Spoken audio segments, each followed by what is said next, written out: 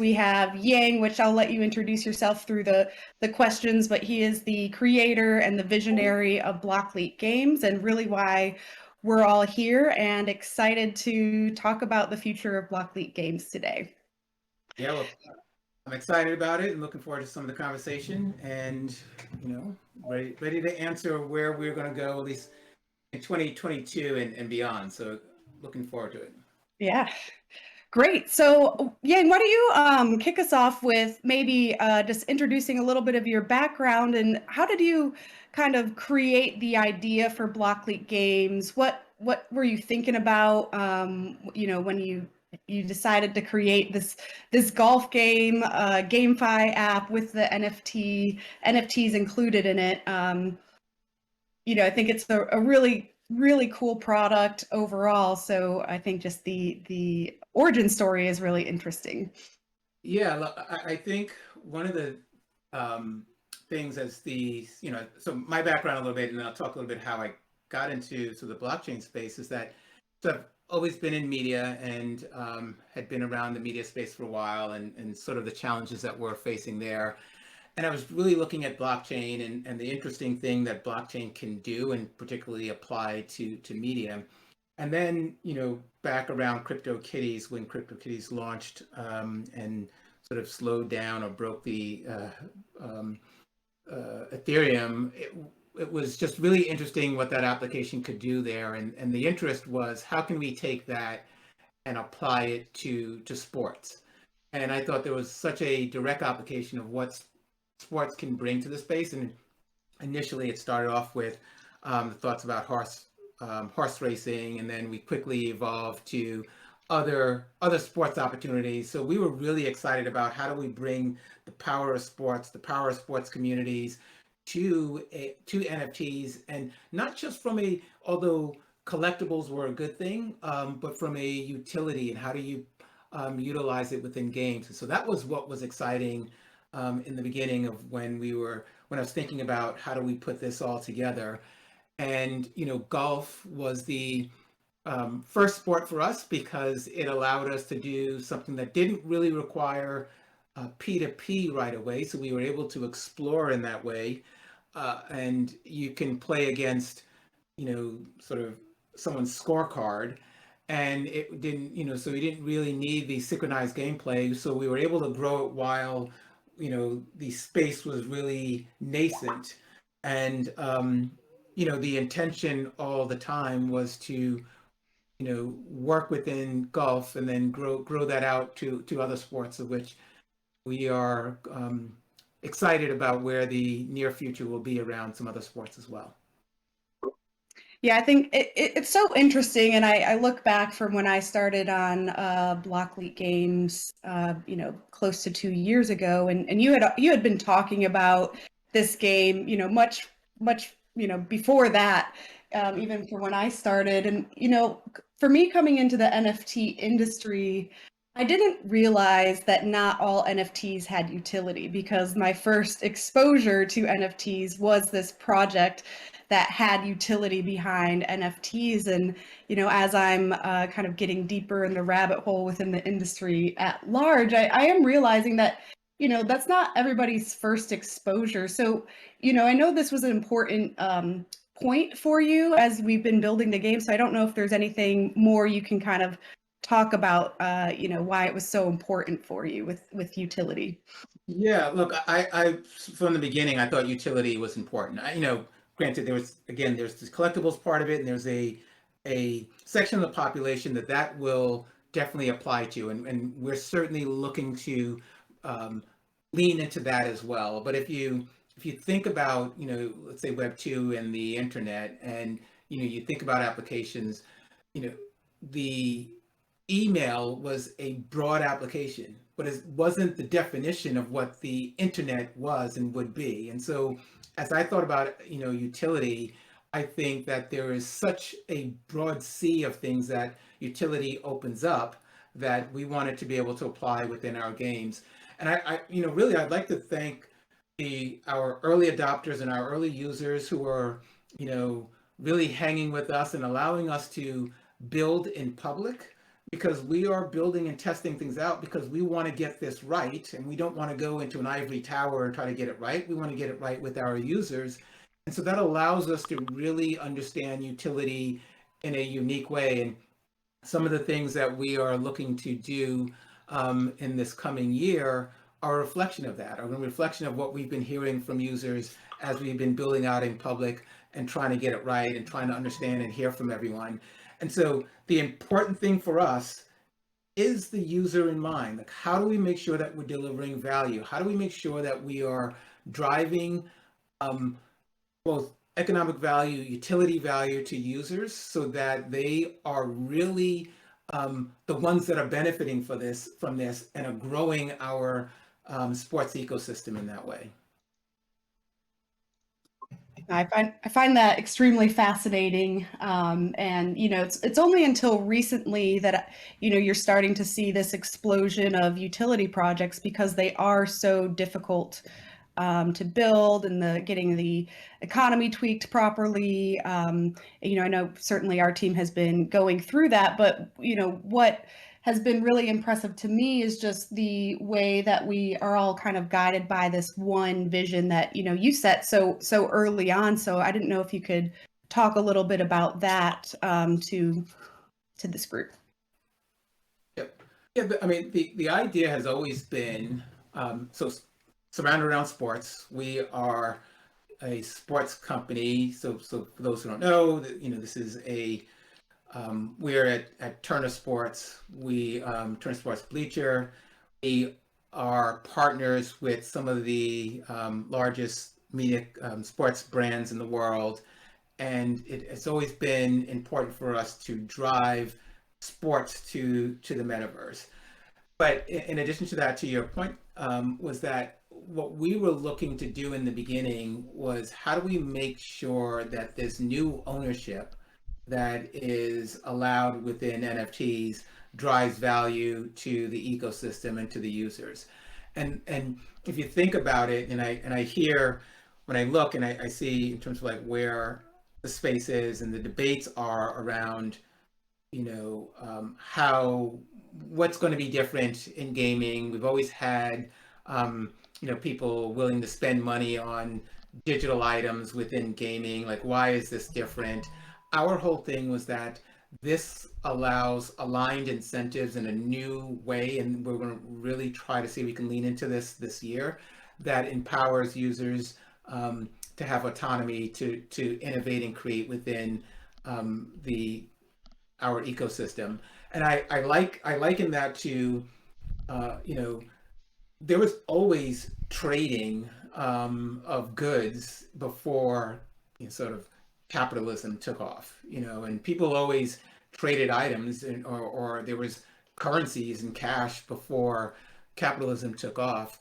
And the reason why in the beginning capitalism was something that was more profound than fiefdoms and other things that you were able to still have an economic trade was because of the fact that people had the right to own the items, their goods, and they had the right to own what they had in their space, and they can create from that. And what we want to be able to do in sort of the sports ecosystem is enable users to have their NFTs, own their NFTs, compete, certainly have competition, but participate in different ways in that ecosystem that fits what they like to do. And I think that those all will help create a balanced ecosystem in which you'll have competitors that are high focus gamers, and you'll have those that will come in and some might be speculators, and some might come in and they will be more looking at goods and trying to sell and set up opportunities to support or supply the gamers that are in there. And so this takes a robust ecosystem that we're really trying to build, surrounded around sports for us, but certainly enabling value and utility to users as they come in. That's great. And for the record, we have some top competitors here today watching. So, hey, y'all, we see you. Exactly.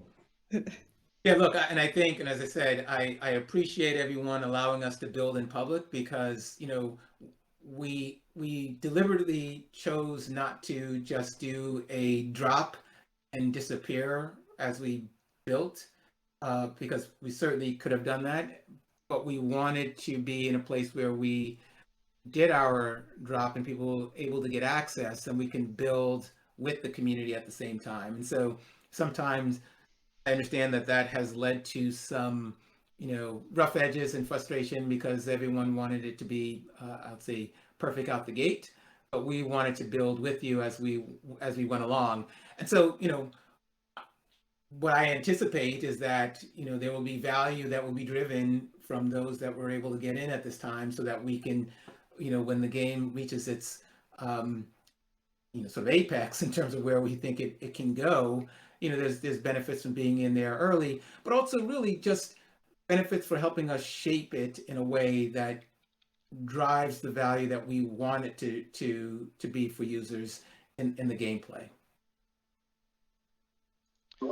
Thanks, Yang.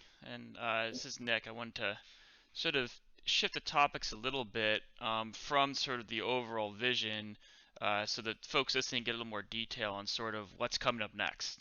From the product side, the vision is always really interesting, but then always want to know, okay, what does that mean into what's actually coming to Blocklete Games, let's say over the next year or so. So if you don't mind sharing a little bit of sort of what you think we're going to see over the next year.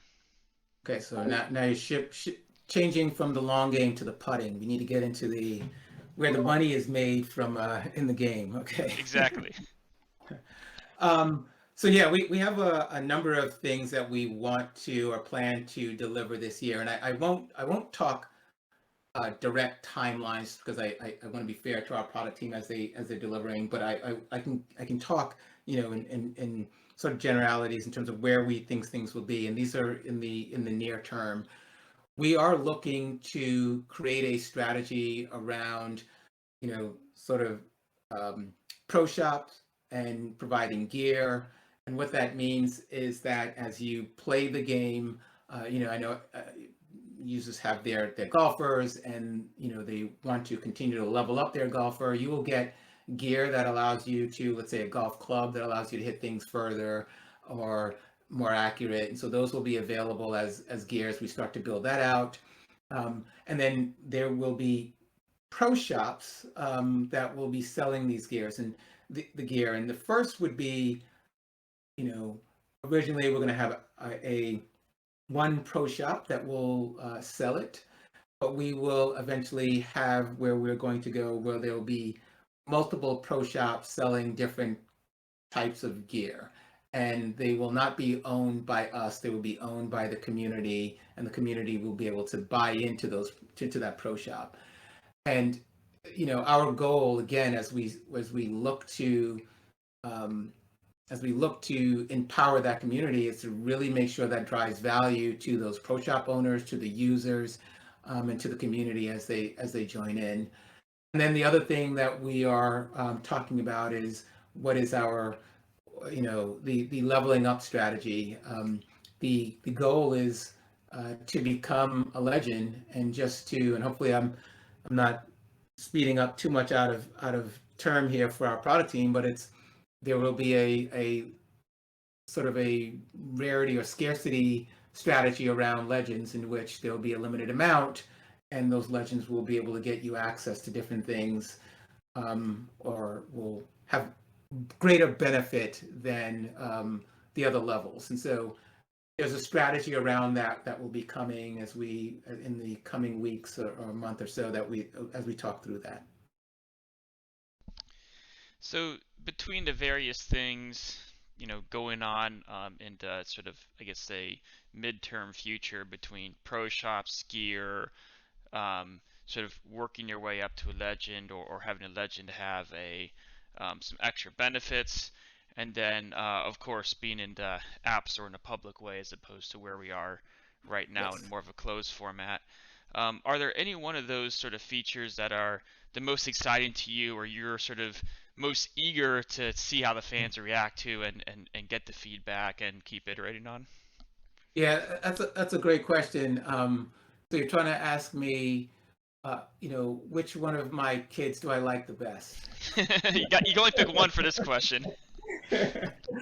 um, so look, I'll first do my political answer, and then I am excited about all of them, and that's the truth. I really am excited to see all of them play, and the reason why, and then I won't cop out, and then I'll answer it directly. But the reason why I'm so excited about that is because I think they all play into each other in a connected way in the ecosystem, and I'm excited to see how each one of the fans or users react to each one of those things. You'll have some that gravitate towards one and towards or towards another because that's where they want to play, but they're all dependent to create this balanced ecosystem that we'll need.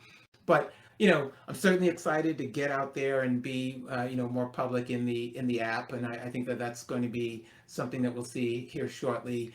But I am also excited about really getting that legend status.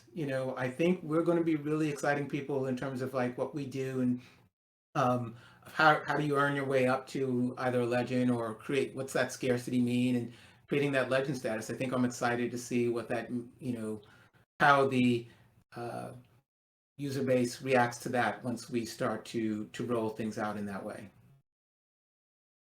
And then gear is another thing. I would love to see, I'd love to see owners of pro shops and really what they start to bring to the environment, that we haven't even thought about, that's going to be new and interesting.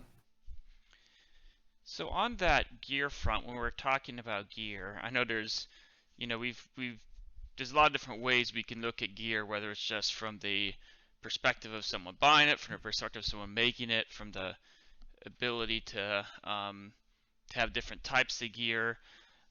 When you're sort of looking at the sort of the gear economy, what are the different things from the Blocklete perspective that are most important to keep in mind so that what we create is going to be good for all the different parties involved? Yes, no, that's a great question, and I think I meant to mention this in the beginning, is that we will have different SKUs of gear.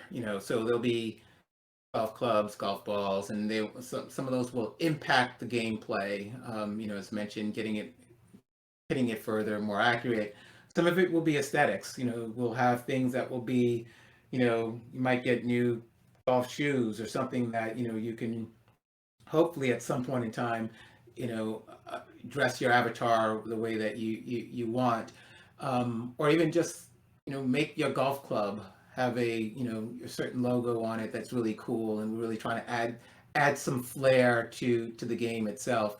And so those are the ones that we're initially starting out with. And again, I want to thank our users for allowing us to build in public. Is that we're going to put those out there, and we're going to solicit feedback and really engage our community to help us to build out the right kind of gear that will be both appropriate for the game as well as appropriate for what the users want to see and need.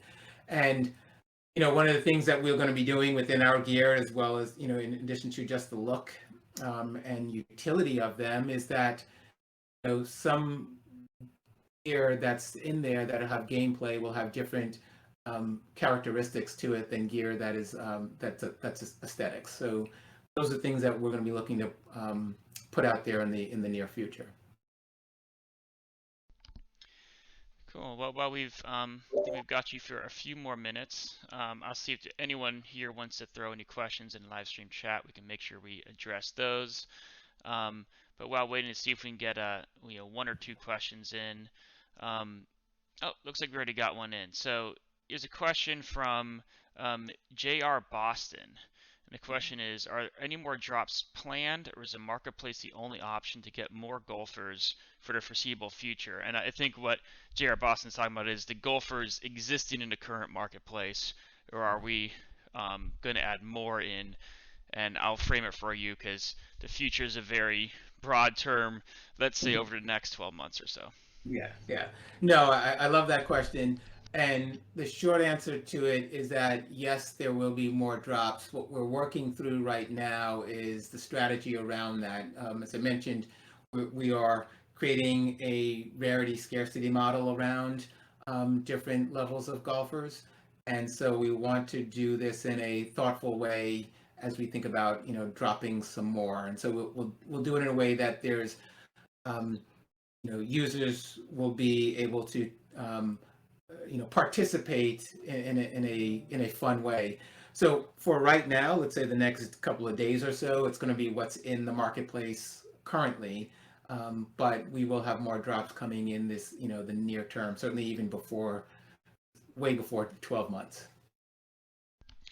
And one thing I'll sort of tack on, if you don't mind, Yang, for the folks, is that um, well, in the past we've always done the golfer drops at fixed percentages per different tier, and what we've been spending the past couple months on and still are working on, so we can't share exact details, is sort of the philosophy of the different purposes of the different golfer tiers, and based on that philosophy, the scarcity model in the future may not be the exact same model that it is now, but we are trying to make sure legends are special, and novices are sort of more accessible to anyone who wants to get into the game. And I don't know if there's any other things you want to share on the sort of general Yeah. philosophy of the tiers there.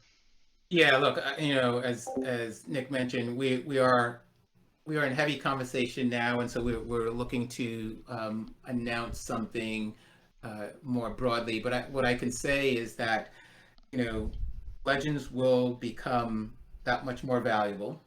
We are, as I said, we're trying to make sure that they are of value to those who own them.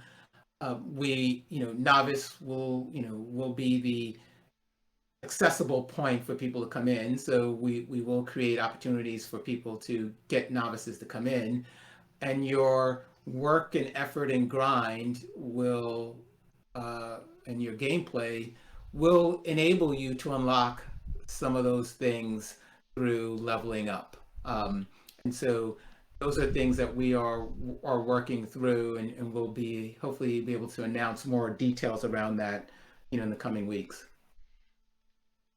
And there's a question coming in from Lifeballer that I think I can probably answer this one, which is, can you share how stamina and focus affect golfers and the shots you take as a golfer, with power and accuracy being more self-explanatory? So I can say that this is something that we've been looking at the attributes, and so I can't promise they'll work identically to how they work now, 6 months or 12 months down the road. But what I can say is currently, all the different attributes actually affect almost everything in the game, and those being sort of the ease of the mini game inside the game. The mini game being both how fast the ticker moves and how wide the bands are to give you, a perfect shot, a good shot, or a poor shot, and also how far the ball goes and how close it is to where you aimed, combined with how well you perform it in that mini game. That being said, certain of those attributes affect certain parts more. So power really affects the distance, accuracy really affects the accuracy, as you would think. Focus really affects the sort of difficulty of the mini game with the bands. So the more focus you have, the easier that part of the game will be. And stamina primarily affects the sort of degradation of your golfer's skill as you continue to take shots through a course. And where stamina really plays into role is for the multi-round courses, to where, okay, maybe you get in the hole in 3-4 shots, and so your golfer is still performing very well.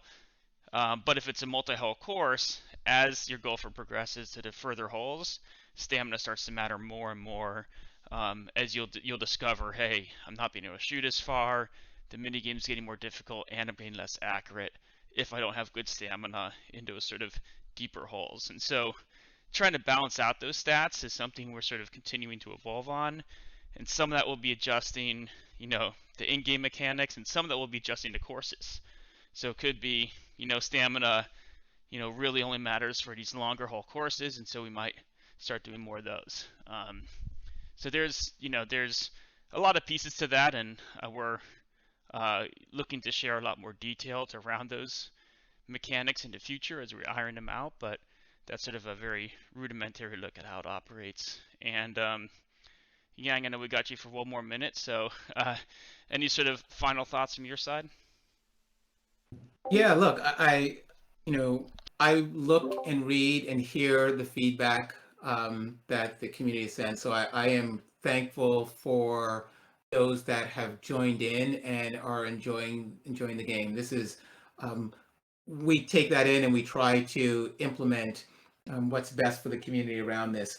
We do have plans for rolling out, both greater information over the next few weeks, you know, greater opportunity for users' gameplay to impact where their standing is within the leveling up, greater opportunity for, as I mentioned, legends that is just going to be really exciting that we think there.